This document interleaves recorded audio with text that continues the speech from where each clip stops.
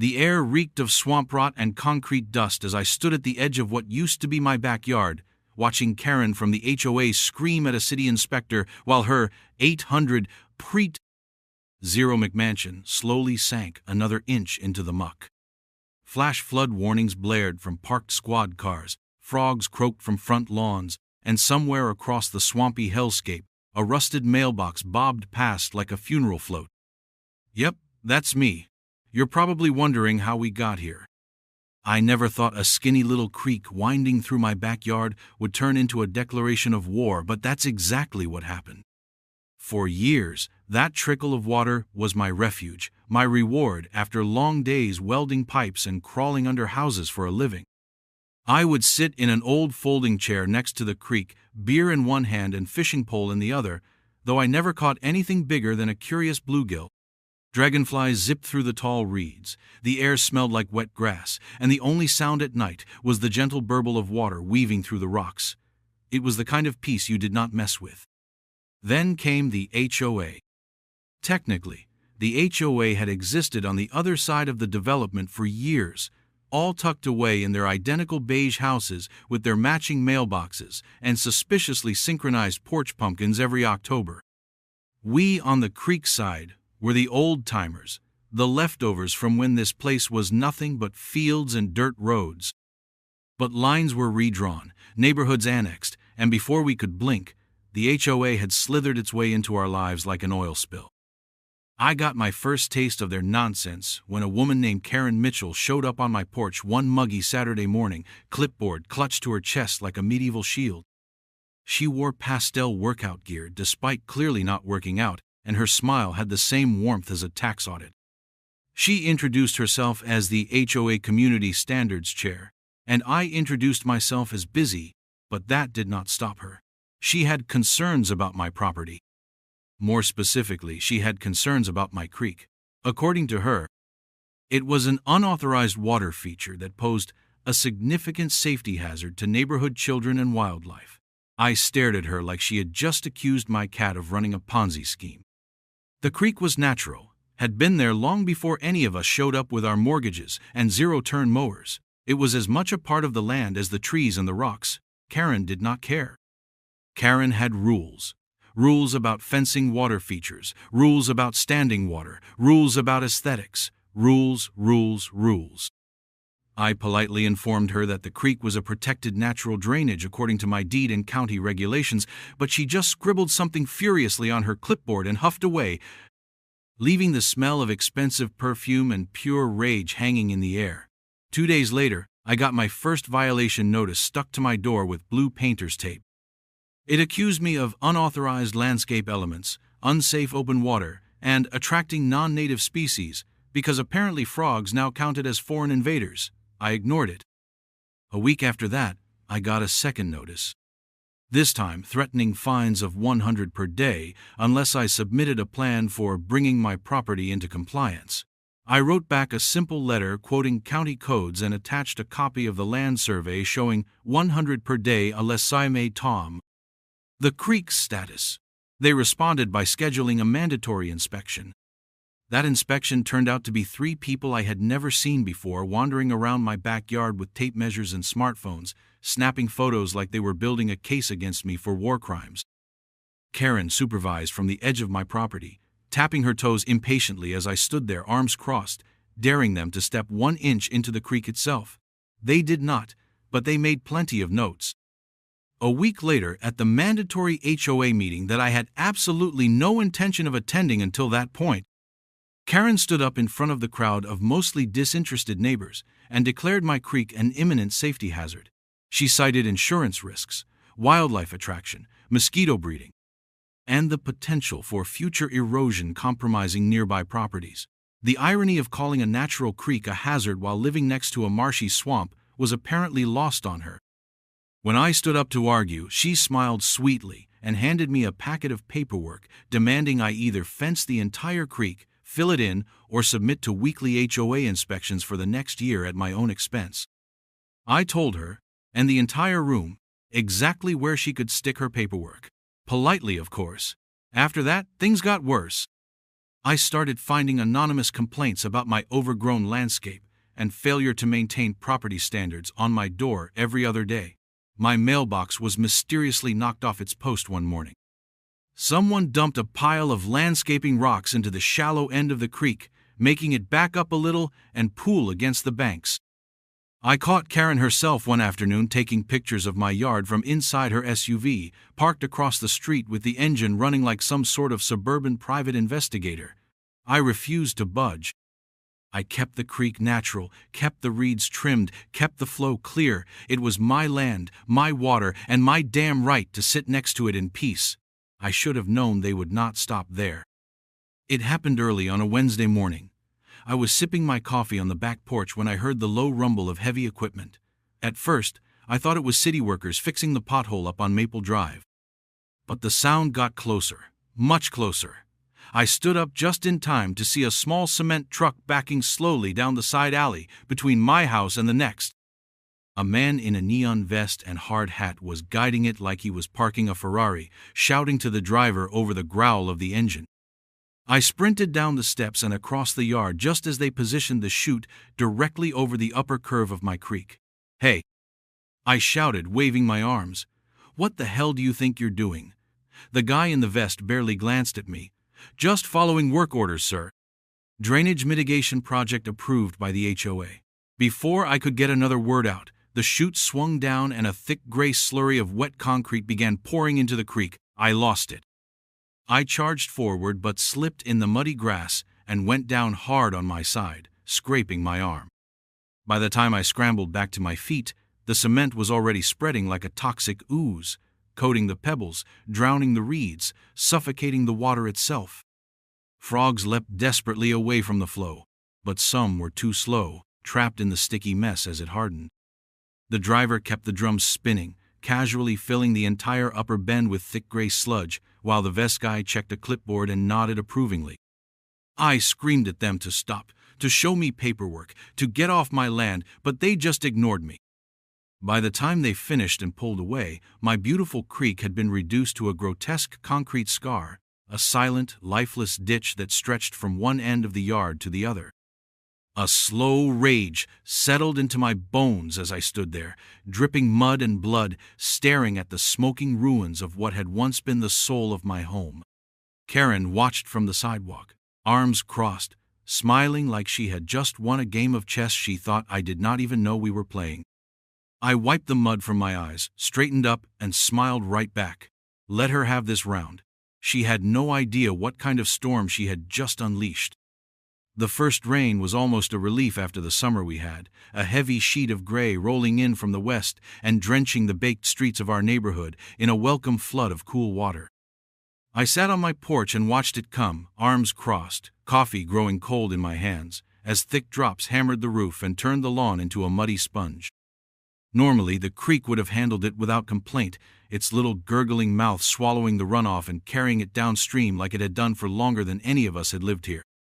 But this time, there was no creek to catch it, only a long concrete scar, hard and slick and useless. I watched the water hit the concrete channel, swirl uncertainly, and then begin to back up, pooling across the lawn and into the low spots like an old man trying to remember his way home. Within an hour, puddles stretched across my backyard like ugly gray bruises. By noon, the sidewalk out front was ankle-deep in murky runoff, small pieces of mulch and trash spinning in lazy circles where the storm drains clogged. Across the street, Karen Mitchell stood on her porch with an umbrella the size of a beach tent, watching with thin-lipped satisfaction as water lapped at the curbs and flower beds. It took only 2 storms for the first real problems to appear. Mrs. Jensen at the corner house woke up to find her basement carpet squishing under her feet. Mr. B says Recles encursted 8@4.org. Alvarez had to sandbag his front door when a river of runoff poured down the slope of his yard straight toward his porch. The gutters on Maple Drive overflowed so badly that the whole cul-de-sac turned into a stagnant pond, trapping a couple of unlucky cars up to their wheel wells in dirty brown soup. And every single time, the HOA sent out a notice blaming the homeowners: improper lawn grading, clogged personal drains, failure to maintain property water runoff according to HOA standards. It was never their fault. Not once did Karen or her cronies mention the fact that by pouring concrete into the natural drainage path, they had crippled the entire runoff system. It was as if the creek had never existed, wiped from their memories the way you might erase a guilty footprint from a crime scene. I said nothing publicly. I went to the meetings, nodded politely when they showed satellite photos with red circles around problem areas, watched as they passed new emergency measures requiring mandatory property drainage inspections, which coincidentally cost $250 per household. I played the fool while inside. I documented everything. Every storm. I walked the neighborhood with my old Nikon camera slung around my neck, pretending to be a hobbyist photographer while quietly snapping hundreds of photos, flooded yards, submerged mailboxes, water pooling along the newly landscaped common areas. I kept a notebook too, filled with times, dates, locations, and notes about which homes were affected worst. I even started flying my old drone after the bigger storms, capturing aerial shots of the way the water flowed, or more accurately, failed to flow. Nobody seemed to notice. They were too busy bickering. Because, as the water problems got worse, so did the tension between neighbors. Mrs. Jensen accused the Alvarez kids of blocking the storm drain with a soccer ball. The Hendersons blamed the Patels for installing a new flower bed that supposedly redirected runoff onto their lawn. People who had once shared beers and barbecue recipes now filed formal complaints against each other for deliberate water mismanagement. The HOA, naturally, leaned into it. They appointed Karen to head up a new flood mitigation task force, which mostly seemed to involve her writing ever more aggressive violation letters and pushing through emergency fines with 0 votes. Meanwhile, the actual drainage infrastructure continued to rot under the pressure.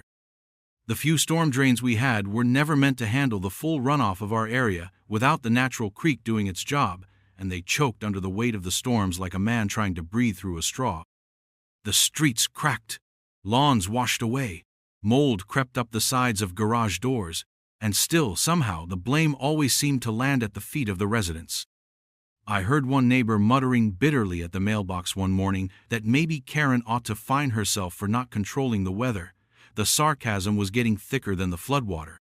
I said nothing, just nodded sympathetically, and tucked another set of printed photos into my growing evidence file. It was not just the water that was rising. It was resentment, thick and ugly, building pressure under the surface of our tidy neighborhood like steam under a cracked kettle lid. You could feel it in the way people avoided each other's eyes at HOA meetings, the way whispered conversations cut off abruptly when certain board members walked past. And Karen, well, Karen seemed to thrive on it. She strutted around in her HOA badge like it was a sheriff's star, relishing every new complaint, every new fine levied against homes she did not like. She even made a special visit to my door one afternoon, fake smiling and informing me that due to ongoing drainage issues, I was required to submit a full landscaping plan for review by the end of the month. I asked if the plan needed to account for the literal wall of concrete they had poured into my property without my permission. But she just blinked slowly and said that any alterations to the current drainage structures were subject to further fines. I signed the paperwork with a smile, took her official-looking form, and added it to my ever-thickening binder of ammunition. Let them bury themselves. I was patient. I had time. And I knew something they did not. Nature does not forget. Water does not forgive. And concrete, for all its smug permanence, cannot stand forever against the simple, unstoppable persistence of rain and gravity. It would not be long now. The cracks were already showing if you knew where to look. I saw it in the slow but steady sink of Mr. Alvarez's retaining wall, in the widening puddle that never quite dried up at the base of the Hendersons' driveway, in the way Mrs. Jensen's front lawn looked suspiciously tilted toward the street after the last big storm. The earth was moving. Imperceptibly at first, like a cat shifting its weight before a pounce, but moving all the same, all because they had tried to pave over something that was never meant to be controlled. I kept my head down, kept my mouth shut, kept my camera batteries charged, because it was not just me they had wronged anymore, it was all of us. And when the dam finally broke, I intended to have a front row seat. The third week of rain started like a drum roll, soft at first, barely a whisper against the window panes, and then it gathered strength. swelling into a full-throated roar that turned the skies black and the air thick with the smell of wet earth and ozone. The weather reports flashed warnings on every station, calling it a 100-year storm, a freak convergence of cold fronts and saturated ground, but out here in the neighborhood, it just felt like Judgment Day. The streets became rivers overnight, asphalt disappearing under swirling gray currents flecked with bits of sod and shattered mulch. Manhole covers burped brown geysers into the air.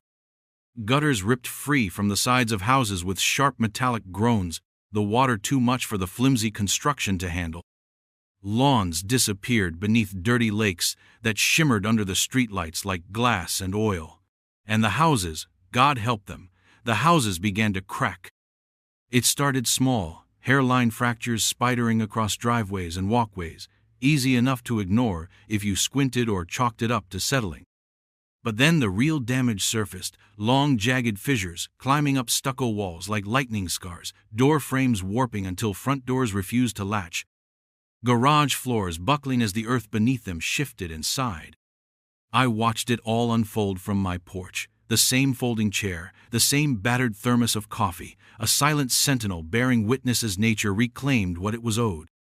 Across the street, Karen Mitchell stood in ankle-deep water, screaming into her cell phone, gesturing wildly at the lake that had consumed her prize-winning rose bushes and was now licking the steps of her front porch. Her perfect suburban utopia was dissolving into a swamp, and she could not stop it. She tried, of course. The HOA scrambled like ants from a kicked nest, throwing together emergency meetings in the community center, passing out sandbags from the back of a rented U-Haul, issuing urgent emails, blaming everything from clogged city drains to unusually high tides.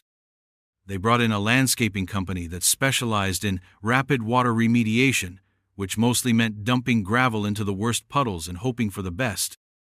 Karen herself spearheaded a campaign accusing the city of negligence, filing complaints, threatening lawsuits, ranting about how their tax dollars entitled them to better drainage systems. But the truth hung in the air, heavy and unspoken, because anyone with eyes could see where the problem started. It started where the creek had once been. It started in my backyard. And so, of course, the blame shifted again.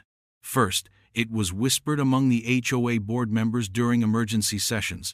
Then it appeared in passive-aggressive emails sent to all residents. Finally, Karen made it official, marching up to my porch one afternoon with a clipboard and a violation notice that looked thicker than a phone book. Negligent property maintenance. Failure to install proper drainage structures. Contribution to neighborhood flooding. Her voice trembled with barely contained rage as she read the accusations aloud, water still dripping from the hem of her designer raincoat. I listened patiently, sipping my coffee, nodding at all the appropriate times, letting her vent every ounce of her frustration and fear and fury. I signed nothing. I said almost nothing. I just smiled that slow smile that made her eyes narrow with suspicion, because I knew something she did not. I had known it for weeks now, sitting quietly on the knowledge like a trapdoor spider waiting for the right moment. They thought they had erased the creek with a few yards of concrete and some paperwork. But creeks, real creeks, are stubborn things. They are written into the bones of the land, etched deeper than any human survey or HOA covenant. The water had not disappeared. It had simply gone underground, seeping through the soil, following its old paths, saturating the ground layer by layer until it could no longer be ignored. The foundations were cracking not because of clogged drains or heavy rain alone. They were cracking because the earth itself was shifting, swollen with trapped water straining against the unnatural barriers humans had foolishly erected, and I had proof. Tucked away in my files were the drone photos showing the initial minor pooling, the aerial maps showing the slow, inevitable migration of the water toward the lower-lying homes, the city floodplain maps that had never been updated after the HOA's illegal creek modification. Even a few quiet conversations I had recorded with contractors and surveyors who confirmed, off the record, that the changes made by the HOA violated several county drainage codes. But I was not ready to spring the trap just yet. No, this had to get worse. It had to hurt. It had to break them. And judging by the rising tension in the neighborhood, we were almost there. You could feel it, like the thick electric hum before a thunderstorm, in the way neighbors glared at each other across flooded sidewalks, in the way voices rose sharp and angry at HOA meetings, in the way the once pristine lawns now sagged under the weight of mud and resentment. Karen sensed it too. She doubled down on enforcement, issuing new regulations, new fines, new inspections. She organized a neighborhood improvement committee tasked with identifying homes that were contributing to the aesthetic decline of the community, and guess whose name was at the top of that list? I smiled when the notice arrived. 3 pages of vague accusations and thinly veiled threats. I added it to my growing binder, careful to slip a copy into the waterproof container I had buried at the base of the old oak tree out back, just in case. Because people like Karen, once they felt the ground slipping from under them, tended to get desperate. And desperate people made mistakes. Big ones. All I had to do was be patient, and the land itself would do the heavy lifting. It was already happening. You could see it in the sagging frames of once proud entryways, the bowed fences, the cracked retaining walls. You could hear it in the nervous chatter at the coffee shop, the whispers at the mailboxes, the not-so-subtle for sale signs popping up faster than mushrooms after a storm.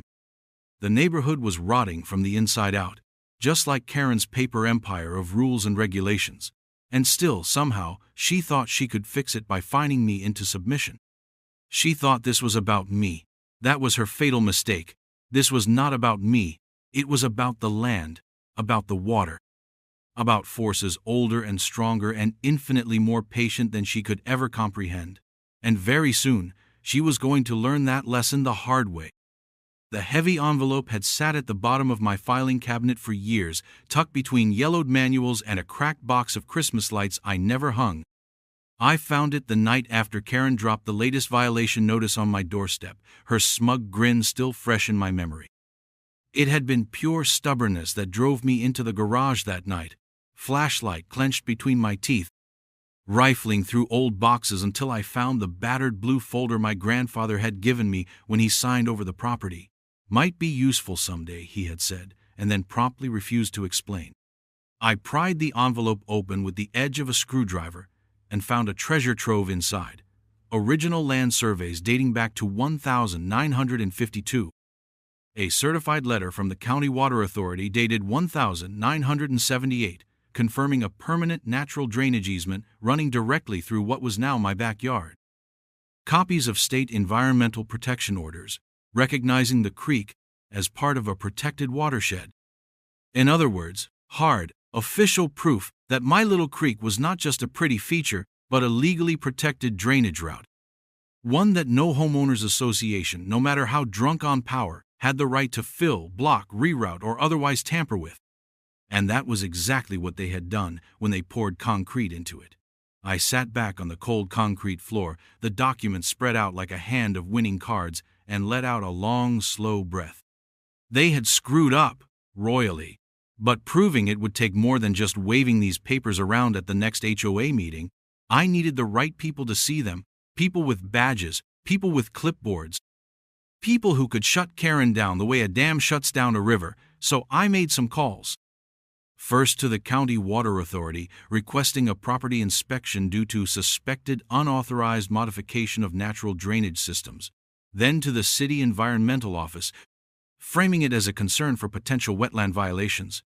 I used my real name, gave my real property details, but carefully left out any mention of the HOA for now. Let them find the smoking gun themselves. While the bureaucratic wheels began to turn, I got to work on the second part of my plan, anonymous whistleblowing. It was surprisingly easy, a burner email account. A carefully crafted message, explaining the situation, complete with aerial drone photos, time-stamped pictures of the concrete pour, copies of the old easement documents, and links to county code violations. I sent it to every local news station, the city newspaper, a couple of popular suburban Facebook groups, and just for fun, the HOA gossip forum that Karen had banned me from last year. Then I waited. I did not have to wait long. 3 days later, a white county truck rolled slowly down my street, followed by a second vehicle bearing the city seal. 2 inspectors got out, one carrying a clipboard, the other shouldering what looked like a surveyor's tripod. They crunched across the muddy sidewalk, carefully avoiding the flooded yards, and came straight to my front door. I invited them in, offered them coffee, and laid out the entire history in calm, measured tones, backed by hard evidence. They listened, asked a few pointed questions, and then spent the next 4 hours meticulously inspecting the creek area, measuring the concrete fill, taking soil samples, and snapping photos from every angle. I watched from my porch as they made notes, conferred quietly, frowned a lot, and finally shook their heads grimly before getting back into their trucks. Later that night, the first news story hit. It was a short segment on the evening news. A grainy aerial shot of our neighborhood floating on a lake of muddy water, while the reporter explained that unauthorized modifications to natural drainage systems had worsened flooding and possibly violated multiple environmental protections. They did not name the HOA yet, but it was only a matter of time. The next morning, I found a certified letter crammed into my mailbox. Official notice of investigation. It was addressed to the HOA, but of course Karen already knew. The way she stormed into the emergency board meeting that afternoon told me everything. I stayed just long enough to watch her march up to the podium, cheeks flushed, hair frizzed from the rain, and slam a thick stack of papers down in front of the shell-shocked board members. She ranted about slander, about false accusations, about rogue residents sabotaging the community. She accused the county of overreach, the city of corruption, the media of bias. She accused everyone but herself. Meanwhile, behind her, the projector screen flickered to life, showing images that had clearly been pulled from the whistleblower packet. Photos of the concrete truck pouring into my creek, maps of the natural easement running straight through my property, screenshots of the county codes they had violated in bold red text. The room went silent, except for the quiet hum of the air conditioning. Even the board members, normally quick to nod along with Karen's every decree, shifted uncomfortably in their seats, eyes darting to each other, to the floor, anywhere but at her. She was cornered, and she knew it. But Karen was nothing if not stubborn. She doubled down, claimed the concrete was a temporary erosion control measure, insisted that the HOA had the right to beautify common areas, even hinted that she had verbal permission from someone at the county to make improvements. But when one of the quieter board members timidly asked for written proof, Karen's mouth snapped shut like a steel trap. Because there was none, and she knew it. That night, the second wave of news coverage hit, this time much harsher. Words like illegal, reckless, and potential civil and criminal penalties were thrown around with relish. Several residents were interviewed, some on camera, expressing their outrage, their fears about property values, their concerns about mold and foundation damage. A local environmental watchdog group picked up the story and started circulating a petition demanding a full investigation and restitution for affected homeowners. Within a week, the county posted official violation notices on the community center doors. City inspectors began knocking on doors, not to issue HOA fines, but to conduct property inspections related to flooding and foundation integrity. Lawsuits started brewing in the background, rumors spreading like wildfire that several homeowners were planning to sue both the HOA and individual board members for negligence and property damage. And at the center of the storm stood Karen, desperately trying to plug the leaks in a ship that was already halfway underwater. She tried to rally her loyalists, the few die-hard rule followers who still believed in the righteousness of HOA governance, but their numbers dwindled with every soggy basement and cracked wall. She tried to spin the narrative, claiming victimhood, alleging conspiracies, but nobody was buying it anymore. The neighbors who once nodded along to her tirades now crossed the street to avoid her. The board meetings, once packed with sycophants, now barely scraped together a quorum. Her kingdom was crumbling, and she had no idea how to stop it. I watched it all unfold from my porch, sipping my coffee, flipping through the growing stack of news articles and legal notices with quiet satisfaction. Because Karen might have had the HOA by the throat once, but now the county, the city, the news, and the law had her by the ankles, dragging her down 1 inch at a time. She had built her empire on arrogance and asphalt, poured her false confidence into concrete, and in doing so, she had forgotten the most basic rule of all: nature always wins. And this time, it was going to win in spectacular fashion. The first set of city citations hit like a thunderclap, thick envelopes crammed into every HOA board member's mailbox, each bearing the grim weight of official government letterhead and legal language sharp enough to cut steel. Karen's face when she opened hers was something I would have paid good money to see, but the real show came later that afternoon when the city posted the first red tags on the front doors of a dozen homes, including hers. Unsafe structure, unstable foundation, immediate occupancy restrictions pending remediation. In plain English, their dream houses had been declared unfit to live in. I sat on my porch and watched as families stood dumbstruck in the rain, staring at the bright orange warning placards like they could not quite process what was happening. Movers' vans clogged the streets within days, engines rumbling as bewildered homeowners scrambled to save what they could from houses that had begun sinking into the earth like slow-motion shipwrecks. Karen tried to fight it, of course. She hired a lawyer, threatened to sue the city, screamed at the inspectors in her driveway until her voice cracked, but it was no use. The damage was too obvious, the evidence too overwhelming, the paper trail of negligence too thick to ignore. The final nail came from the insurance companies. When the first claims rolled in for water damage, foundation collapse, and mold remediation, the adjusters swooped in like vultures and pecked the corpses clean. Act of negligence, they said. Policy violations, failure to maintain proper drainage structures, denied, denied, denied, no payouts, no repairs, no hope. Without insurance money, the homeowners were trapped, their properties worthless, their mortgages bleeding them dry. Foreclosure notices started appearing in windows like paper ghosts. Karen's own home, once the pride of the neighborhood with its manicured hedges and faux Greek columns, was the first to be condemned outright. By the end of the month, she was living in a borrowed RV parked at the far end of the development, the wheels slowly sinking into the same mud she had unleashed. The HOA collapsed not long after. At the emergency meeting held in the gutted shell of the community center, the handful of remaining residents voted to dissolve the organization entirely. No fanfare, no speeches. Just a simple majority raised in bitter, rain-soaked hands. Karen tried to object, but nobody even bothered to argue. She was finished, and she knew it. The final financial report was read aloud in a voice so hollow it might as well have been a funeral dirge. Over $2.3 million in projected legal liabilities, zero assets, bankruptcy imminent. A motion was made, seconded, and approved to dissolve the HOA effective immediately. Karen was last seen dragging boxes of shredded documents out of the community center under the watchful eye of a city marshal. But the story did not end there. Because even as the HOA died its well-deserved death, the neighborhood faced a choice. Try to patch up the broken system the old way, or return to the land's original wisdom. The vote to restore the natural drainage passed with almost no opposition. The county environmental office offered grants for watershed restoration. Volunteers lined up to help. Even some of the displaced homeowners who had once snubbed me offered to pitch in. For weeks we dug, shoveled, and planted, peeling back the concrete scars to reveal the soft, thirsty earth beneath.